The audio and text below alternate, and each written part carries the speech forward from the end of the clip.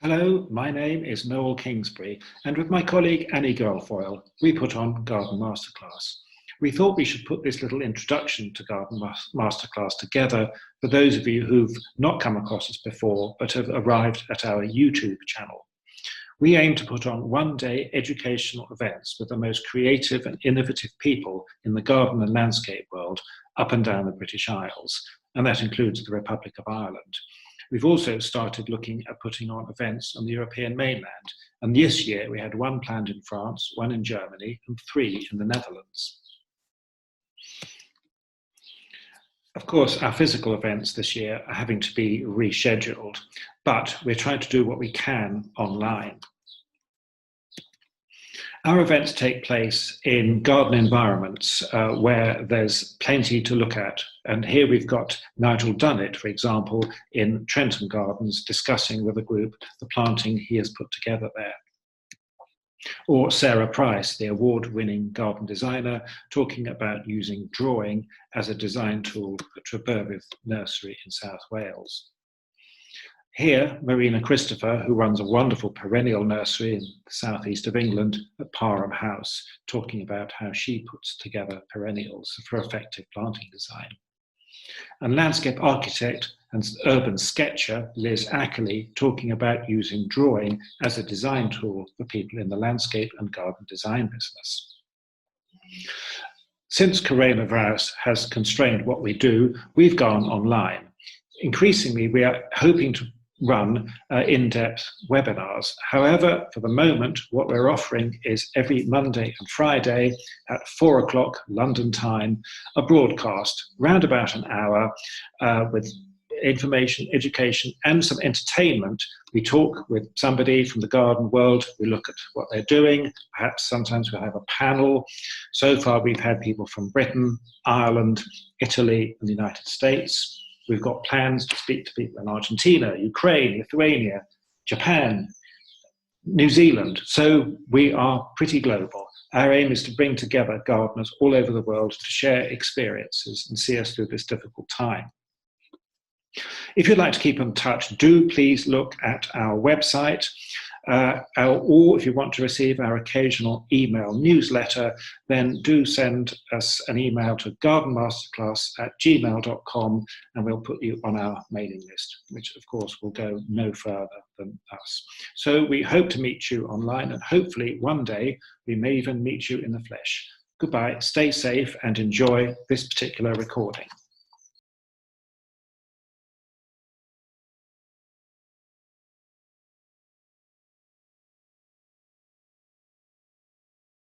Thank you, Annie.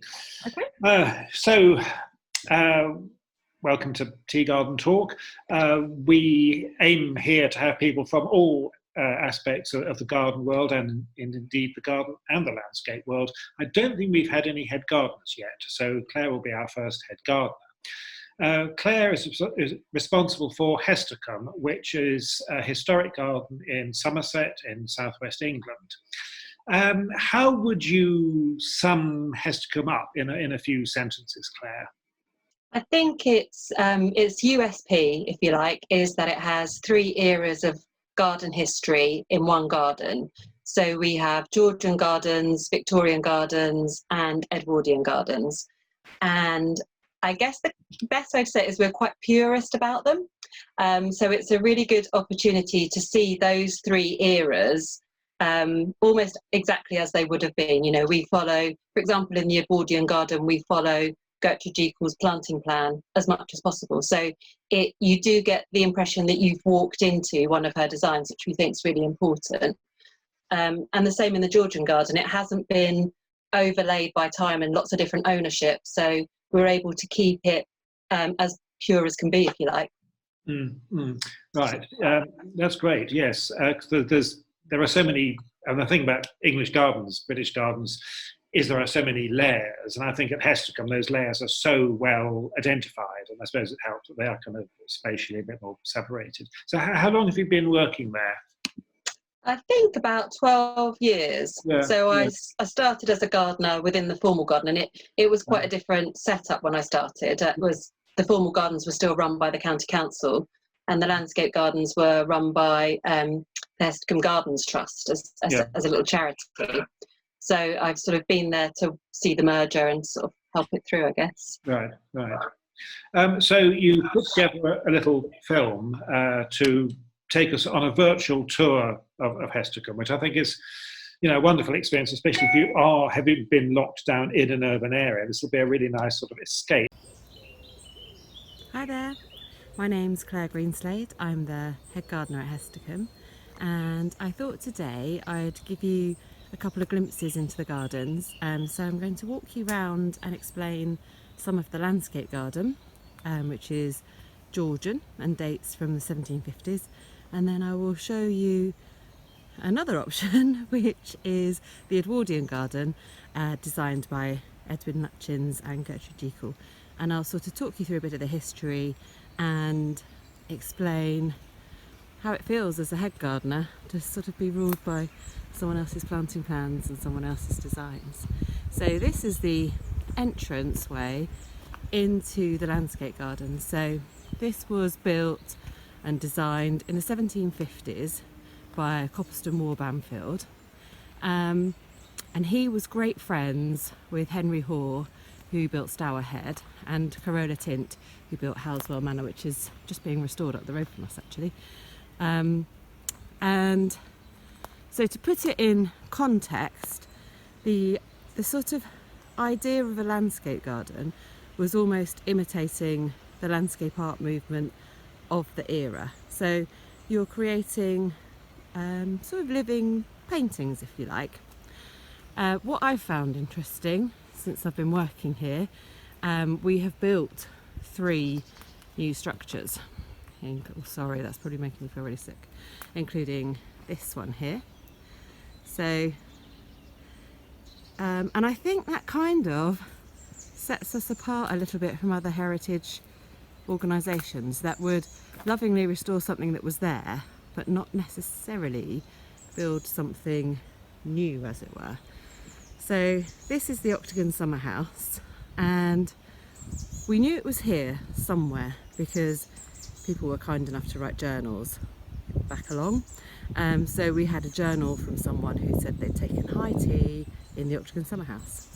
And we knew roughly where it was because she'd described the views out of the windows. But for many years we were completely perplexed because we found rectangular foundations and not octagonal ones. And we now think that the rectangular ones we found would have been a servery for here. So that's, a later project to build that. So that's the Octagon Summer House. I will walk and talk as we go. So the only evidence we had for the Octagon Summer House was the foundations. And so we knew the sort of dimensions of the building. And then, luckily for us, a builder was working on another project and noticed that part of an old barn had been bodged, basically, with these odd-sized bricks. And he figured out that the angle of those bricks would actually make the octagon shape. So then we had the bricks made. We've used artistic license to figure out what the style of the building should be, and we've just looked at other 18th century octagon summer houses of the time. So it could all change when the archivist finds something, who knows. The second new building, if you like, is this Chinese seat. In the 1750s, having something like this in your garden, I think would have been very much like keeping up with the Joneses. It was a little nod to other people to say how brilliant you were, how knowledgeable you were, because we were only just discovering China, and here you were with this Chinese seat. Again, we knew where this was. Luckily, Bamfield, who designed the garden, was also a brilliant watercolourist, brilliant painter, so he had sketches of this building, and we were able to figure out roughly where it was, go with the sketch. And then the idea from here, as with a lot of landscape gardens, from every sort of folly, or what they called a seat, you have generally 3 views out. So, sorry about the sun. If you look over to here, you will see a mausoleum there in the somewhere. If you look over to here, have the view over the pear pond, and then over to here we have that view back to the Octagon summer house. This bit's very interesting in the valley. This little bit is known as the Valley of Cascades, and it has these circular pools built into the bed of the valley. And basically this was an 18th century silt trap system. So as the water, which is still a natural watercourse that comes down the Quantock Hills, as it brought all the silt down with it, they could close off these pools, dry them out and empty out all the silt from them. And this is the third building that I've witnessed being built here since I've been here, and this one is called the Rustic Seat. It's so lovely, it sits in its environment really well. All the timber is from the estate, the thatch comes from a village maybe 1 mile away. The bottom of the structure has a clay base to it, and that was all paddled out basically from the valley. So it's got a really nice feel to it. I'm going to take you inside because this will help explain something. So I am now sat inside the Rustic Seat, and I wanted to show you this because opposite us, this is known as the Great Cascade, but it explains what I was talking about having a living painting. So everything is framed and everything has a framed view, including this Great Cascade. I'll step outside because it might become clearer on the footage as well.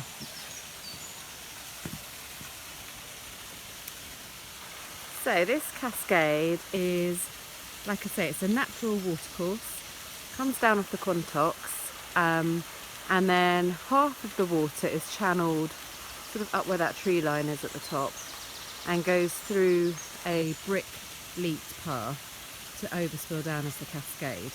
The rest comes out sort of at the curve of the stream there where the ferns are, and there's an underground culvert system that runs all the way across there. So, I mean, really clever for its time.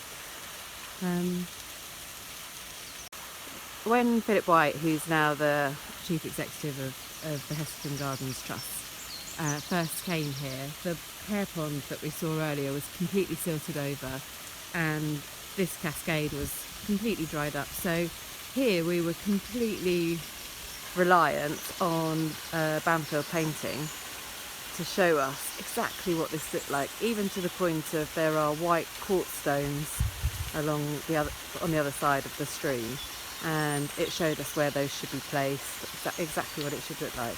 Really handy, like planting by numbers.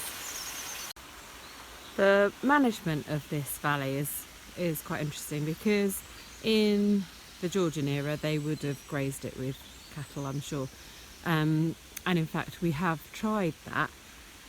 Mixing cattle, dogs, the general public was pretty tricky to manage. So the way we manage it now is we're really lucky. We have this is full of snowdrops early on in the year, then the daffodils take over, and now we've got all the red campion, the alkanet, and what we would ordinarily do is we just trim the sides of the paths and we let everything else go wild, and then we'll flail it towards the end of June, July, and that hopefully just gives us, I mean, it's not a wildflower meadow, but it allows the seed to drop back in. We've got a population of lesser horseshoe bats, which we're really keen to protect, so having any kind of added insect life is a bonus for us. This is the Chinese bridge. Through the bottom of this valley, the Combe part of Hester, just means valley, there's a series of ponds. So there's this, it's so serene up here. I mean it is 7 o'clock in the morning, so there's no, and it's coronavirus, so there's no one around, but it's sort of lovely. And then the valley just sort of continues to a point basically, which is the end of the garden. So we're now about to tramp up here. And just a word actually about all the laurel in the garden. This was used a lot in gardens of this era, of landscape gardens, and we kind of have a technique of dealing with it because it was really useful because it looked green all year round, and a lot of the Georgians described it as an evergreen lawn appearance. So I've got to get this the right way around because sometimes I get it wrong. Any laurel that is taller than me and fatter than my thumb, not the other way around, gets coppiced out annually. So it keeps it quite loose. And then to help the sort of with wildlife, we have this on like a 5-year rota. So some areas are left to grow up a little bit more and bush out a bit more and provide habitat. But that's quite a recent thing. Ordinarily, everything else would be flawed. Landscape gardens were often playful, dramatic, told a story.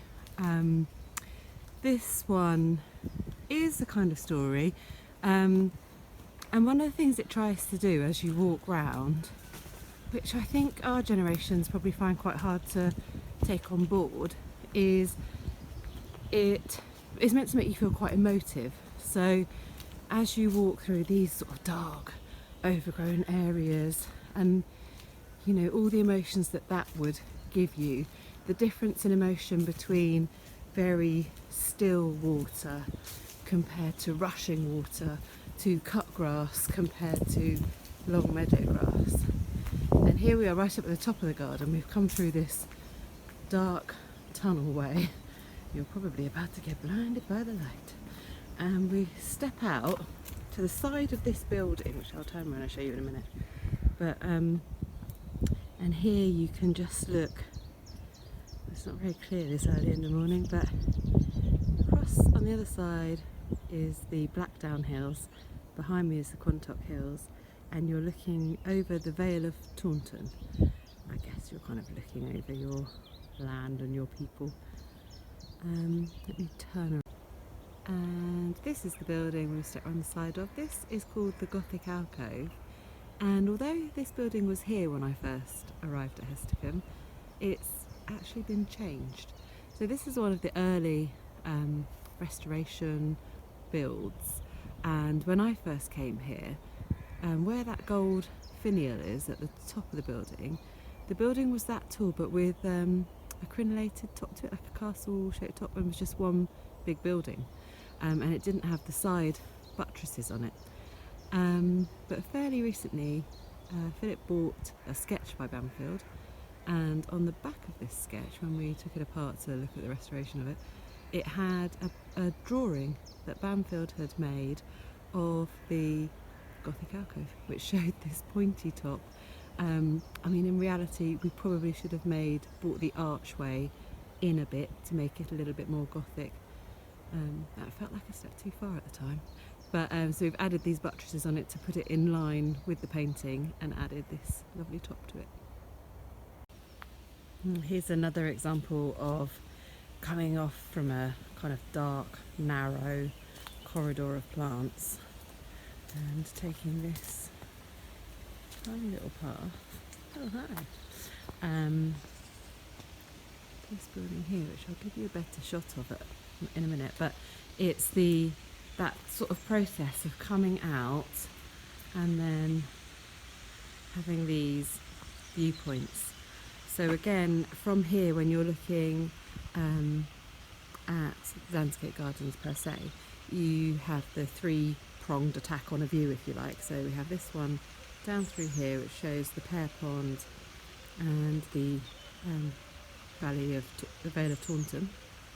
And then over to here is the next building we're to come to, the very spooky witch's hut. And again, all glimpses, they're not meant to be sort of, it shouldn't be that we've cut all those shrubs down so you can see a clear picture of it. It should be glimpses. I don't know if you can hear it on the phone, but then we also get this glimpse through back to the waterfall. And it's a really strange garden, this, because it's not very big comparatively to Stour Head or Stowe, but it really throws your sense of direction around. So it's kind of like, oh, I didn't think the waterfall was going to be there. And then this is the temple that the view was taken from. Again, a lot of these buildings would have been based on images and buildings seen on the Grand Tour that all the slightly overprivileged men would have gone on. So this was them bringing back what they'd seen to their gardens, maybe a bit of showing off. You can now get married in this temple, so you're right in the garden, which is really lovely. This is lovely. This is a copy of an original that we've got indoors, and this is called the Friendship Urn, and it's basically a dedication to Henry Hoare from the Stour Head estate and Corolla Tint from Housewell near us. And I mean, my Latin only works on plants and only sometimes, but basically it's a dedication to what amazing men they were and the friendship that they gave to Bamfield. I mean, I think they would get together, discuss ideas, intellectualise about their gardens, so a really strong friendship. This is another kind of interesting point of your journey, if you like. So we're coming up to what is known as the Capriccio View. You can just see the Chinese sea on the other side of the pond there. And I call it a journey because I think that's what Bamfield had in mind. We've already talked about him taking you on this emotional kind of journey, but he also wanted, at every seat, every folly, he wanted you to stop, to reflect, to look at the view, look at the living painting, however you want to call it. And then this is the point where all of that comes together. So, this might be quite hard to show you on a phone, but I will try my best. This is the Capriccio View. It's got its name from an Italian sort of style of art where they played with perspective quite a lot. I've already talked about how the garden sort of throws you around. And what you can see here is you're sort of looking back on places that you've been to before you walk down to the mausoleum. So you're reflecting back on your journey, whether it's through this garden, through life, through an adventure, before you come to the end. And if I zoom in, can you see right at the top there, that white building is the Gothic alcove, and that you can see is the witch's hut. And don't forget there's a field in between them, and then you can see the top of the mausoleum here. So you're literally looking back on where you've just been. It feels like everything's in the wrong place and topsy-turvy, and then you walk down this very steep hill to the mausoleum, which I'll walk you. So as you can imagine, a lot of the work that we do in the landscape garden is keeping these views open, but still secluded. So you'll often see one of us on the ground with a walkie-talkie, talking to someone climbing a tree, sort of going, no, not that branch, that one, to try and keep it as subtle as we can, and not just kind of like, no offence, but like a tree surgeon lop, to try and be a bit more creative about it. So this is the mausoleum as the last point of our journey in the landscape garden, but I thought what you might find interesting is this was one of the first buildings that was restored, and the advice at the time to protect the building was to render it. So it used to have this render on it. 10 years later, the advice was do not render the building because the damp needs to find its way out. So we took the render off. But what we don't like to do at Hestercombe is take anything away.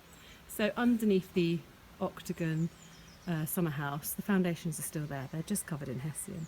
And here, I mean, most ordinary builders would have just taken out the damaged brick from where the render came off and replaced it with a new one. And we didn't want to do that. So these have been replaced with cut roof tiles instead.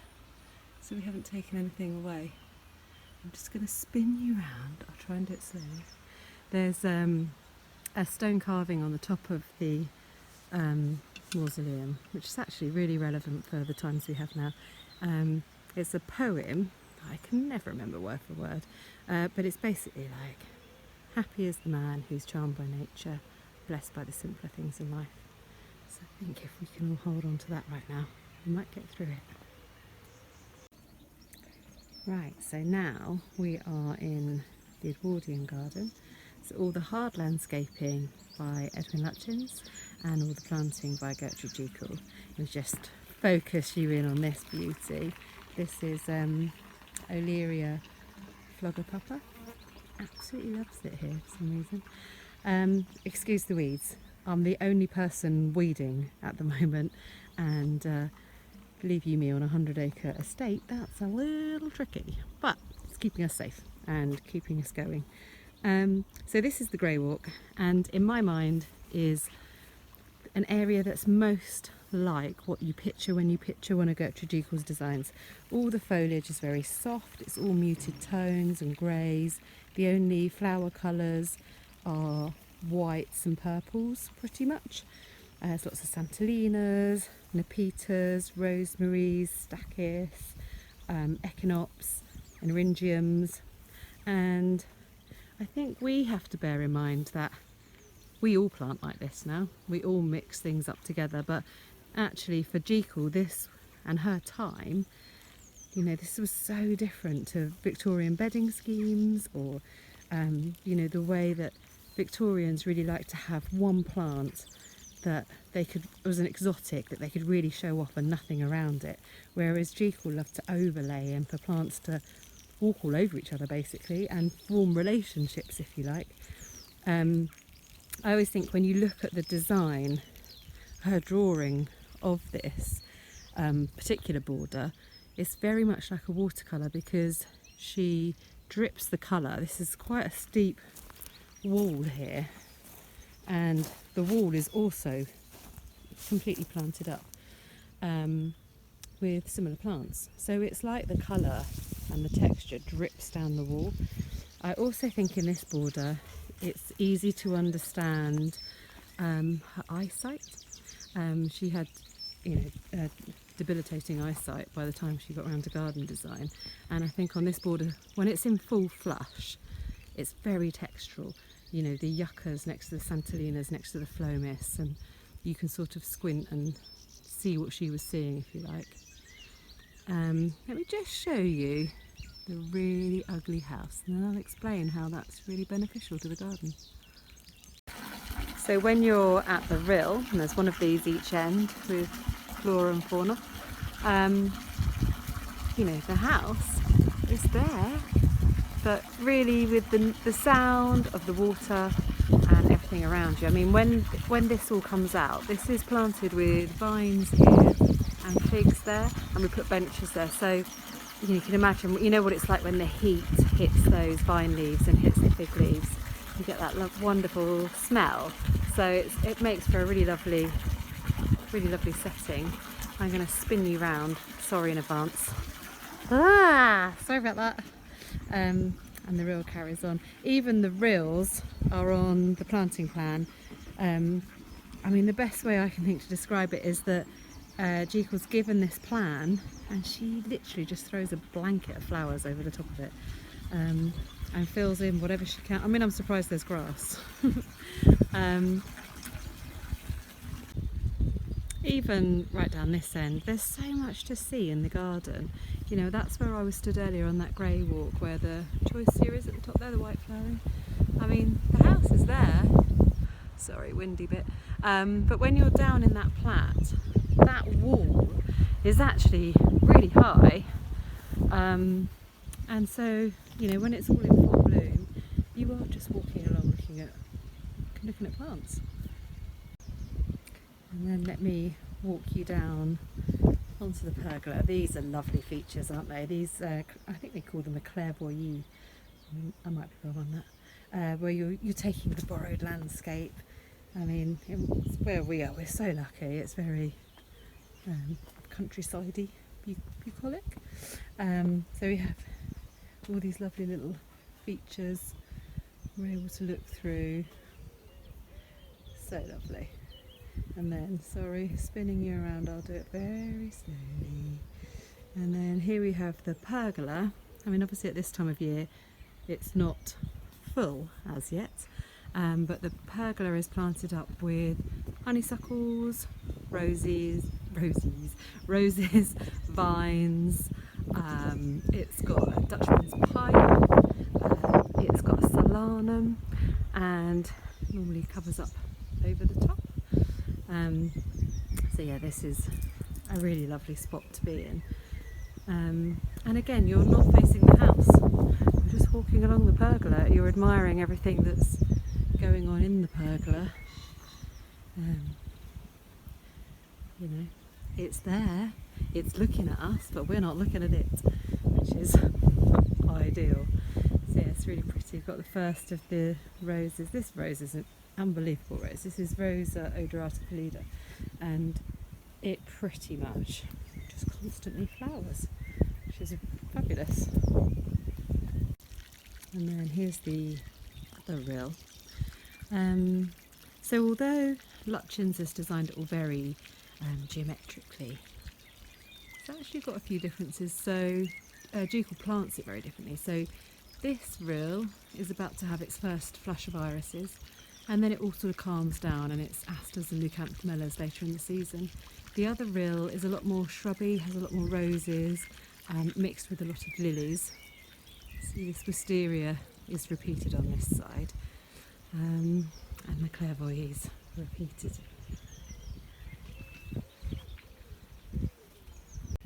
So this is the plat, the most sunken part of the garden, and you know, between you and I, it's the bit that I don't think works as well, and that if I had my chance I would change slightly. The borders around the outside are lovely, they're very narrow, they're very mixed, all the wall planting is lovely. So where possible we use exactly what Jekyll used in the garden, so we follow her plan almost to the T, which could sound like really boring gardening practice, but actually I found it really interesting because, you know, seasonally nothing's ever the same. Things come, things go, things move, but it's actually quite a challenge to take a plan where someone has written 32 of these, 6 of those, 7 of those, and not make it look blobby.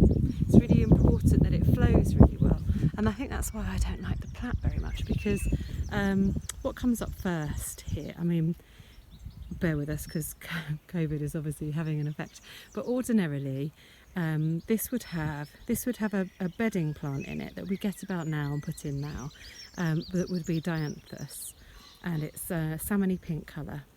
And then we have these delphiniums, which is another story I'll tell you about in a minute, and then in those cages there are the Sarah Bernard peonies. So you get what she describes, oh, and then these are orange tiger lilies, so you get what she would describe as a clashing of colour, and then that all dies down, and then there are 800 gladioli that I've got to plant on my own next week. Slightly nervous about that, and they are salmon and red, so they come up with cannas, and they, you know, still have that, it turns a bit more tropical, a bit more jungly. So the delphiniums, what I was going to tell you about those, it's quite interesting, is that we were using a delphinium called Vanilla, and then I'll walk and talk so you can see things.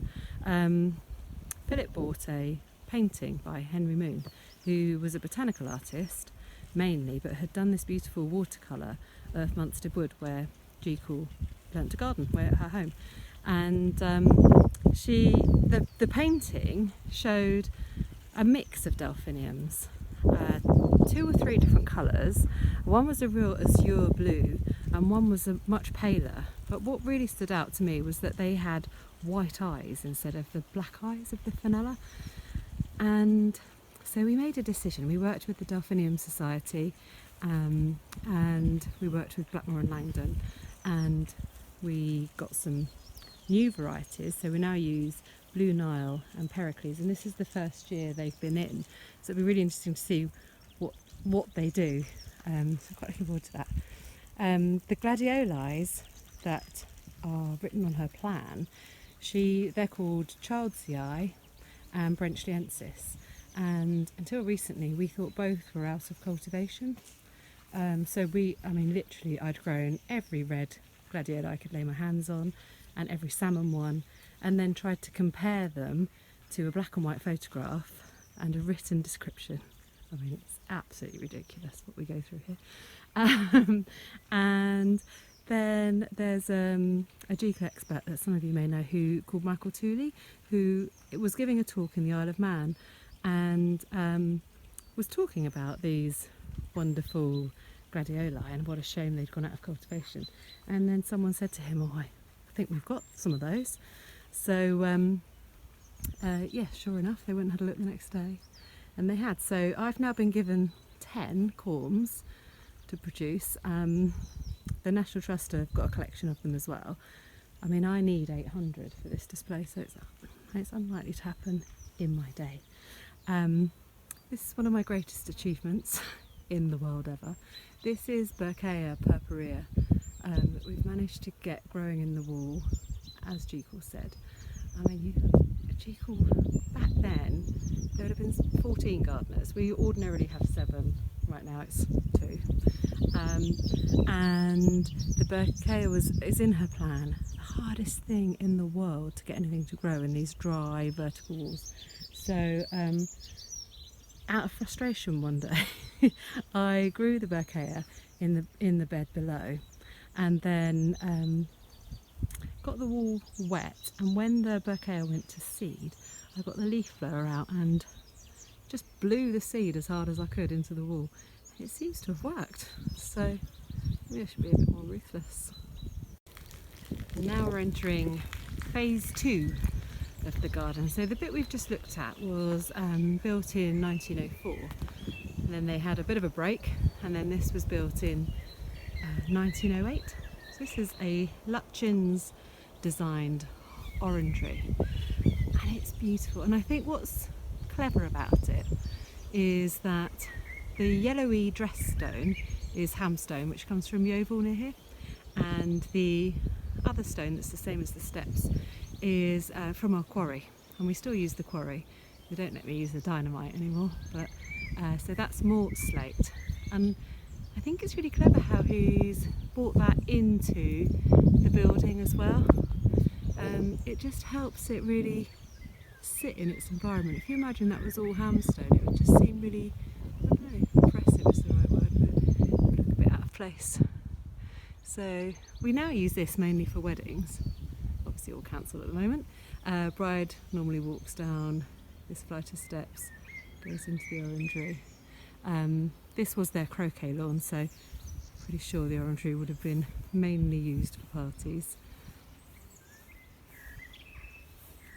But what a lovely spot. Thank you, Claire. That was great. It was really nice, very peaceful tour around the garden.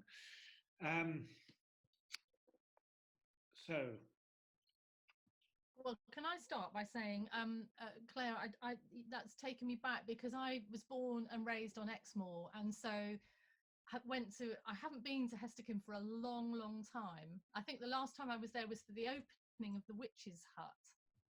Oh wow! I know. Isn't that embarrassing? And I'm declaring that on. You're the official witch, were you? I think the Raffles brothers invited me along. What a joy that was. I mean, the bird song. Just, we were all there with you, and it was just wonderfully done, and the entrance and the sort of build up. But there's a few things that I think, very special about Hestercombe, and one is the Lutyens work, and the stonework is just, it takes your breath away. I mean, you can go there in the middle of winter and just look at the stonework, and particularly for me, the round steps, where you've got that set of steps with the round landing, and then the steps going up, one side and the other, and the piers coming in. I mean, that's just I think Jane Brown in one of her books said that Lutyens turns the art of changing levels. He turns it into an art form, steps into an art form. Something I'm paraphrasing, but just fabulous. That was so gorgeous to be there with you. Absolutely wonderful. I wish you could all come and help me weed. Well, let's do that. Let's make everybody sign up now. So there's a few comments here. Caroline Charnock saying, I was inspired by Hestercombe to plant Origeron even into the walls where it's seeded. And another question is, how do you manage to follow Jekyll's planting plan with the plant choices and the creation of the right environment for plants with the climate change era that we're living in today? Well, it's funny, I was only talking about this with someone the other day, and how lucky we are that Jekyll seemed to really love Mediterranean plants, because I don't know what we'd do otherwise. There are some things that are tricky, and there are lots of things that are hard as a gardener, because say for example, there's one border in the plat which is west facing, and all the plants in there really would do better in dappled shade. So every year, like, skimmias get chlorotic, every year everything gets a bit like ugh. And as a gardener, you would rip it up and you'd change it and you'd learn. As a historic gardener, it's a case of having to accept it, and I've always got a spare skimmia. I've always got spare things to put in. So it's quite a challenging way of gardening, because I think you could find it really frustrating. Climate change we've been really lucky with. I think the climate change bit that might affect us the most is in the Victorian garden with all the bedding schemes, and I think that's going to start to get tricky eventually. Yeah. And are the plans in Berkeley? There's a bit of feedback. Yeah, they're in Berkeley in the university. Yeah. And Caroline Harnock saying, is it true that Jekyll never actually visited Hestercombe? Yeah, as far as we know, she never came. I mean, if you think then coming from Surrey to Somerset, I guess would have been a long way.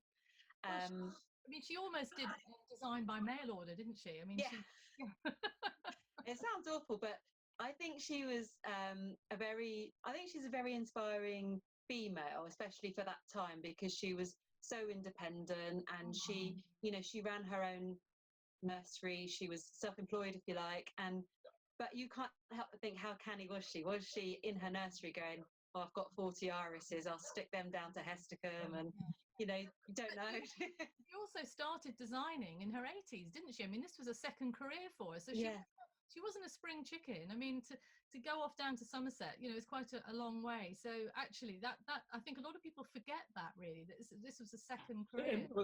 Embroidery had been her first passion, and she was actually, I think she's as famous amongst embroiderers as amongst gardeners. And she was very influenced by the whole arts and crafts theme that was going on, and so she did silver work, she did embroidery, she did watercolors. In her own garden, if she couldn't find the right tool for herself, she had a forge built, and she would make her own tools. And I don't know if that would have been like a male-female thing, because perhaps all the spades were too tall for her, and she wanted to make shorter ones. I don't know, but yeah, she was strong woman. And a question about, what was the rose you mentioned by the pergola? That's Rosa cross odorata pallida. Pallida. Yes, odorata pallida. Great, thank you. One of the nicest things I've ever done is go to the RHS library and ask to see her sketchbook. You have to order it, and it has to be it's brought out to you, and it's but to look at her one of her original sketchbooks is such a joy. Yeah, we're really lucky as well, because you've got Jekyll, who's was primarily an artist who turned to garden design, and you've got Banfield, who was an artist who designed a garden. So that sort of connection for us is really interesting, and it's something we're playing with more in the future, because we've only had the house for about 5 years now. And we're using it as a real unclaimed space. It's not beautiful inside. It's had Somerset Fire Brigade had it as their headquarters for many years. It's been stripped of anything pretty. So it's now one whole floor is an art gallery, and we always make sure that we work with artists that are relating to the landscape. We have artists in residence that come and find out the history, find out the garden, and sort of work with it. So it's really interesting how it's going forward with that. That's wonderful. Now, Claire was asking whether Virginia was part of the original planting scheme, and I guess it was. Yeah, it was one of her favourite plants. She's even got it. I've been to visit her grave, and it's on her grave. She thought it was the bee's knees. Yeah. And it's a weird plant to use because for her doing this commission, if you like, from the Portmans who commissioned Lutchens and Jekyll, this Hestercombe was their summer residence. So there's very little in the formal garden. There's very little winter and spring excitement, which is why it's lucky that Lutchens has made this lovely ornament, if you like.